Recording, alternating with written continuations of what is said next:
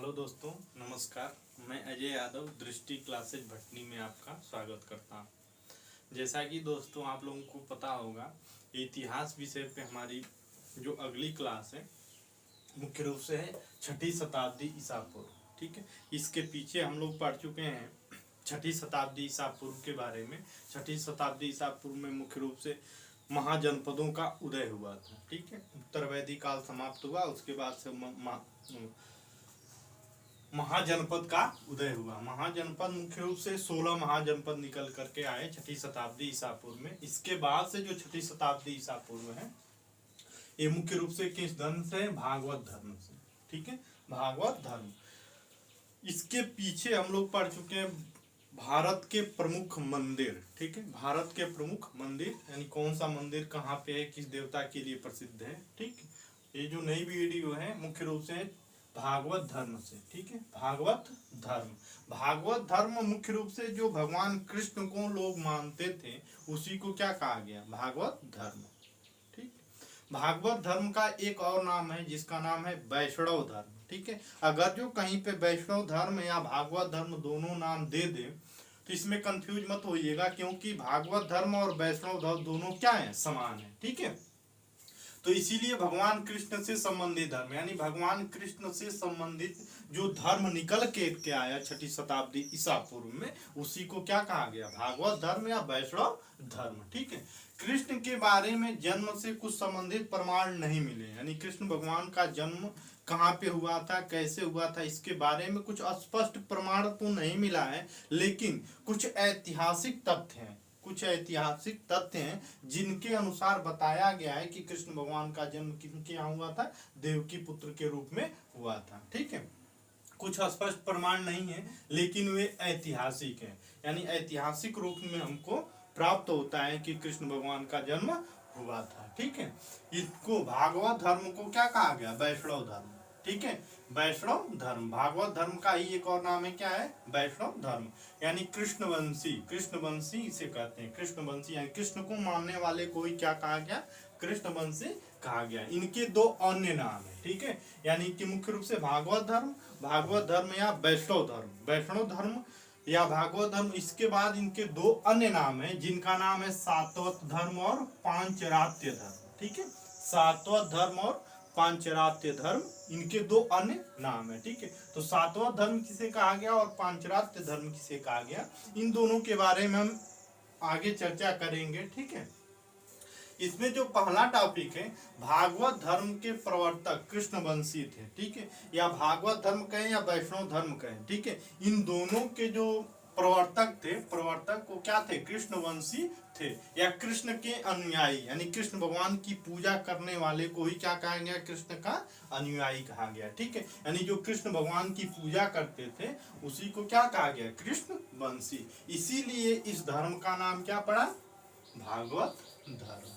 ठीक है, यहाँ तक तो स्पष्ट हो चुका होगा कि भागवत धर्म किसे कहा जाए या वैष्णव धर्म किसे कहा जाता है। ठीक है, तो भागवत धर्म या वैष्णव धर्म किसे कहा जाता है? जो लोग कृष्ण भगवान की पूजा करते थे उसी को क्या कहा जाता है? भागवत धर्म या वैष्णव धर्म। और भागवत धर्म या वैष्णव धर्म का दो अन्य नाम है, जिसमें पहला है सातवत धर्म और पांचरात्य धर्म। ठीक है, चलिए आगे। इसमें अगला टॉपिक है कृष्ण का पहली बार उल्लेख उत्तर वैदिक काल में। ठीक है, उत्तर वैदिक काल में हुआ। अगर जो क्वेश्चन आया हुआ है कृष्ण का पहली नाम यानी कृष्ण भगवान का जो पहला नाम है या पहली बार जो वर्णन है कहाँ पे हुआ था? उत्तर वैदिक काल में।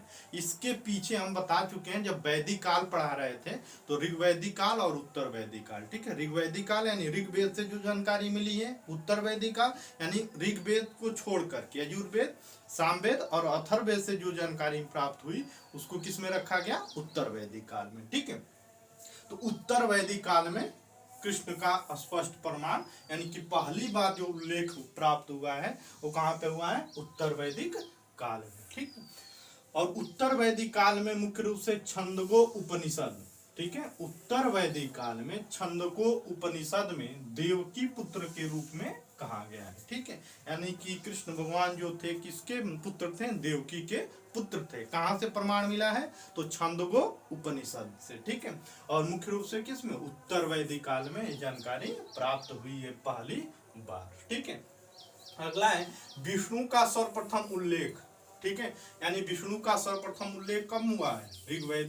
ऋग्वेद से प्राप्त होता है, यानी कि विष्णु का सर्वप्रथम उल्लेख ऋग्वेद से प्राप्त होता है। ठीक है, यानी कि ऋग्वेद में जो थे विष्णु किसके देवता थे? आकाश के देवता। वहां पे हमने बताया है कि देवताओं को कितने भागों में बांटा गया? 3 भागों में। ठीक है, आकाश का देवता, अंतरिक्ष का देवता और पृथ्वी का देवता। तो इसमें जो विष्णु थे किस में आते थे? आकाश के देवता में। ठीक है, क्वेश्चन कई बार आया हुआ है कि आकाश के देवता में निम्न में से कौन सा आकाश का देवता है? ठीक है, तो इसको याद रखिएगा, वो वीडियो जा करके पीछे देखिएगा, वहां पे स्पष्ट लिखा हुआ है, अर्थात बताए हैं। ठीक है, कि विष्णु देवता का किस में देवता थे? आकाश के देवता। ठीक है, अगला है विष्णु की महत्ता। ठीक है, उत्तर वैदिक काल में प्राप्त हुई। ऋग्वैदिक काल में विष्णु का कहीं नाम उल्लेख नहीं मिलता है, यानी कि विष्णु के देवता, विष्णु को कुछ लोग देवता के रूप में नहीं रखते थे, यानी उस समय विष्णु को देवता माना नहीं जाता था, या मुख्य रूप से हम कहें तो उस समय विष्णु की पूजा नहीं हुआ करती थी जैसे ब्रह्मा और शिव की हुआ करती थी। ठीक है, लेकिन जब उत्तर वैदिक काल धीरे धीरे समाप्त होने लगा तब उनकी महत्ता बढ़ी, यानी विष्णु की महत्ता उत्तर वैदिक काल से प्राप्त हुई है, जब इनको प्रजापति, ठीक है, प्रजापति मतलब किनको? ब्रह्मा जी को। ब्रह्मा जी को क्या कहा गया? प्रजापति। ठीक है, और रुद्र मतलब शिव, यानी कि प्रजापति और रुद्र को इनके साथ सम्मिलित कर लिया गया, तब इन तीनों की पूजा एक साथ होने लगी। ठीक है, प्रमुख देवताओं में स्थान मिला जिसमें विष्णु, ब्रह्मा और शिव एक साथ स्पष्ट रूप से तीनों की पूजा होने लगी। लेकिन इसके पहले जब ऋग्वैदिक काल चल रहा था उस समय किनकी पूजा हुआ करती थी? ठीक है, तो प्रजापति और रुद्र की। तो प्रजापति उस समय किसको कहा जाता है? ठीक है, तो प्रजापति कहा जाता है ब्रह्मा जी को। ठीक है, और रुद्र किसे कहा जाता है? शिव को। ये क्वेश्चन आया हुआ है। ठीक है, प्रजापति नाम किनका नाम पड़ता है? तो ब्रह्मा का, रुद्र किनका? शिव का। ठीक है, के साथ 3 प्रमुख देवता मिल गए जिसमें विष्णु, ब्रह्मा और शिव हुए। ठीक है, अगला है 300 ईसा पूर्व के लगभग कृष्ण, यानी कि 300 ईसा पूर्व में लगभग कृष्ण और विष्णु, ठीक है, कृष्ण और विष्णु का संबंध, यानी कि कृष्ण और विष्णु को एक साथ सम्मिलित कर लिया गया और उनको मुख्य रूप से किस नामों में रखा गया? तो नारायण। ठीक है, नारायण से स्थापित किया गया। ठीक है, जब यही चीज हम बता रहे थे, भागवत धर्म, ऊपर यही हेडिंग है, 6ठी शताब्दी ईसा पूर्व का भागवत धर्म। ठीक है, भागवत धर्म कब कहा गया? जब कृष्ण भगवान की पूजा अकेले हुआ करती थी तो उसको हम किस नाम से जानते थे? भागवत धर्म। ठीक है, और जब कृष्ण यानी कृष्ण और विष्णु को एक साथ सम्मिलित कर लिया गया, जब दोनों एक साथ सम्मिलित हो गए तो उनका नाम क्या पड़ा? नारायण।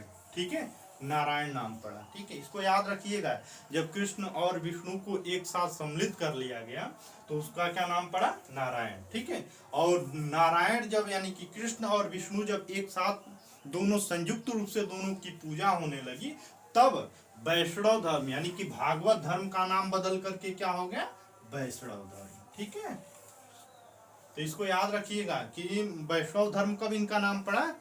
भागवत धर्म का नाम वैष्णव धर्म कब पड़ा? जब विष्णु और कृष्ण एक साथ मुख्य रूप से सम्मिलित हो गए, तब इनका नाम क्या पड़ा? वैष्णव धर्म हो गया। ठीक, अगला है पांचरात्र धर्म हो गया। ठीक है, वैष्णव धर्म आगे बढ़ करके क्या हो गया? पांचरात्र धर्म हो गया, क्योंकि नारायण के उपासक, ठीक है, नारायण के उपासक क्या हो गए? पांचरात्र कहे गए। ठीक है, यानी कि विष्णु और कृष्ण सम्मिलित हुए तो क्या हुआ? नारायण हुए, और नारायण हुए तो भागवत धर्म क्या हुआ? वैष्णव धर्म हुआ। और वैष्णव धर्म जब नारायण की पूजा मुख्य रूप से जब शुरू होने लगी, तब उसी वैष्णव धर्म का नाम बदल करके एक और क्या नाम हो गया? पांचरात्र धर्म। जैसे यहाँ पे है, यानी कि वैष्णव कृष्ण की पूजा करने वाले को एक और नाम क्या है? पांचरात्र धर्म। ठीक है, तो वही नाम क्या पड़ा? पांचरात्र धर्म हो गया, क्योंकि नारायण के उपासक को क्या कहा गया? पांचरात्र। ठीक है, तो ये पांचरात्र क्या है? पांचरात्रि वही चीज है कि मुख्य रूप से हम नारायण की पूजा किया करें, ठीक है। नारायण की पूजा 5 दिन और रात लगातार यज्ञ के रूप में जब होती है तो उसी को हम क्या कहते हैं, पांचरात्रि। और 5 दिनों तक जो पूजा हुई उसी से इस धर्म का नाम बदल करके क्या हो गया, पांचरात्रि धर्म हो गया, ठीक है। अगला पॉइंट है मौर्य काल, ठीक है। यानी कि इन सबका प्रमाण मौर्य काल में भी मिला है, ठीक है। मौर्य काल में भी भागवत धर्म प्रचलित था, ठीक है। मौर्य काल में मुख्य रूप से कौन, चंद्रगुप्त मौर्य। अभी हम लोग आगे पढ़ेंगे जब मगध साम्राज्य के इंड में, यानी कि मुख्य रूप से जो अंतिम वंश का शासक था घनानंद, ठीक है। घनानंद को चंद्रगुप्त मौर्य ने हराया, वही है मौर्य काल। चंद्रगुप्त मौर्य के समय में, ठीक है, भी भागवत धर्म प्रचलित था। यानी कि ऐसा प्रमाण मिला है कि चंद्रगुप्त मौर्य के शासन काल में भी भागवत धर्म की पूजा हुआ करती थी। इसका प्रमाण किसने दिया है, तो मेगास्थनीज ने इंडिका में। मेगास्थनीज की एक पुस्तक है जिसका नाम क्या है, इंडिका में लिखा है कि सूरसेन, ठीक है। सूरसेन, उस समय सूरसेन किसका नाम हुआ करता था, मथुरा का, ठीक है। मथुरा का नाम, मथुरा के लोग, ठीक है, मथुरा के लोग हेराक्लीज, हेराक्लीज यानी कृष्ण के उपासक थे। ये यूनानी शब्द है, यानी कि यूनानी भाषा में हेराक्लीज, हेराक्लीज का मतलब ही होता है कृष्ण, ठीक है, कृष्ण। तो इसको याद रखिएगा, हेराक्लीज के रूप में की गई। ये किसने कहा है, इंडिका में मेगास्थनीज ने कहा है कि सूरसेन के लोग हेराक्लीज की पूजा किया करते थे। यानी हेराक्लीज किसको संबंधित कर रहा है, कृष्ण को। यानी कि इंडिका में मेगास्थनीज ने कहा है कि सूरसेन यानी मथुरा के लोग कृष्ण की पूजा किया करते थे। ऐसा प्रमाण उसने दिया है मौर्य काल में, ठीक है। अगला है गुप्त काल में, ठीक है। मौर्य काल समाप्त, उसके बाद से आया गुप्त काल, ठीक है। मुख्य रूप से गुप्त काल में वैष्णव धर्म अपने चरमोत्कर्ष पर था, ठीक है। यानी कि उस समय जो वैष्णव धर्म था, जब चंद्रगुप्त मौर्य समय यानी गुप्त काल चल रहा था, ठीक है, गुप्त काल जब चल रहा था तब चरमोत्कर्ष पर था। यानी कि वैष्णव धर्म अपने चरम सीमा पे था, ठीक है। यानी इसका प्रचार बहुत समय तक चलता रहा और अपने चरमोत्कर्ष पर था, क्योंकि गुप्त शासक परम भागवत की उपाधि धारण किया करते थे। उस समय आप लोग जब पढ़ेंगे गुप्त वंश के बारे में तो इसमें है कि इसने परम भागवत की उपाधि, विक्रमादित्य की उपाधि, परम भट्टनाग की उपाधि धारण करते थे। ऐसे ही प्रमाण मिला है कि गुप्त काल के लोग किसमें परम भागवत की उपाधि धारण, यानी कि उस समय के लोग क्या करते थे, अपने इस उपाधि से नवाजते थे, ठीक है, उपाधि धारण करते थे, ठीक करते थे। क्योंकि कालिदास के रघुवंशम, यानी कि कालिदास की एक प्रसिद्ध महाकाव्य है जिसका नाम है रघुवंशम, ठीक है। रघुवंशम महाकाव्य में भगवान विष्णु का वर्णन है, ठीक है। यानी कि भगवान कालिदास ने मुख्य रूप से रघुवंशम में भगवान विष्णु का वर्णन किया है, जिसमें उसने कहा है भगवान विष्णु की 4 भुजाएं हैं, ठीक है। भगवान की विष्णु की कितनी भुजाएं हैं, 4 भुजाएं हैं, जिसमें एक में क्या, चक्र, शंख, गदा और पद्म धारण किए हुए हैं। किसने कहा है, तो कालिदास ने रघुवंशम में, ठीक है। यानी कि उस समय भगवान विष्णु हुआ करते थे और उनके 4 भुजाएं हैं, चारों भुजाओं में शंख, गदा, पद्म और चक्र धारण किए हुए हैं, ठीक। अगला है गुप्त काल में देवगढ़ झांसी, ठीक है। देवगढ़ झांसी में प्रसिद्ध दशावतार मंदिर, ठीक है, बनवाया था। यानी गुप्त शासक गुप्त काल में देवगढ़ झांसी में दशावतार मंदिर बनवाया गया था। गुप्त काल में विष्णु का लोकप्रिय अवतार, ठीक है, गुप्त काल में ही विष्णु का लोकप्रिय अवतार हुआ था, जिसको किस नाम से जाना गया, वराह अवतार, ठीक है, वराह अवतार था। वैसे तो क्या है, वैष्णव धर्म की एक प्रमुख विशेषता अवतारवाद की है, ठीक है। यानी कि वैष्णव धर्म में ऐसा कहा गया है कि एक ही भगवान बार बार अवतार के रूप में आते हैं और फिर चले जाते हैं, ठीक है। यानी कि सारे प्रमाण किसने कहा है, ठीक है, अमर कोश के गीत गोविंद में, ठीक है, अमर कोश के गीत गोविंद में ऐसा प्रमाण मिला है कि विष्णु के मुख्य रूप से कितने अवतार हैं, 39 अवतार है, ठीक है। तो इसको याद रखिएगा, गीत गोविंद में ठीक है विष्णु के कितने अवतार हैं, 39 अवतार हैं, लेकिन मुख्य रूप से कितने चलित हैं, प्रचलित हैं, तो 10।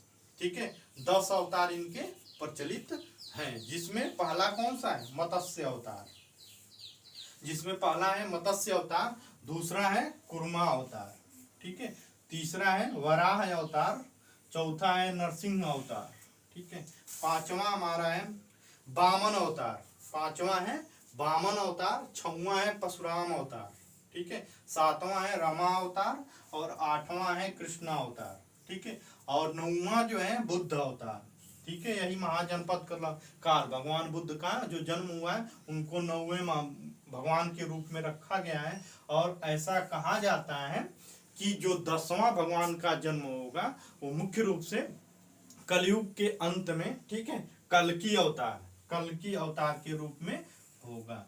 ऐसा अनुमान लगाया गया, ऐसा कहा गया है गीत गोविंद में कि जब कलयुग अपने चरमोत्कर्ष पे चलेगा तो उसी समय भगवान 10वें अवतार के रूप में कल्कि रूप में आएंगे सफेद घोड़े पे, ठीक है, ऐसा कहा गया है। तो ठीक है दोस्तों, ये रहा आपका भागवत धर्म, ठीक है। भागवत धर्म में जो इम्पोर्टेंट चीजें हैं ये सारे चीजें हमने आप लोगों के सामने रखा है और समझाया भी है, और जहां तक उम्मीद है कि एक बार थोड़ा सा भी अच्छे तरीके से समझ लेंगे तो ये पूरी चीजें इतना में याद हो जाएंगी, ठीक।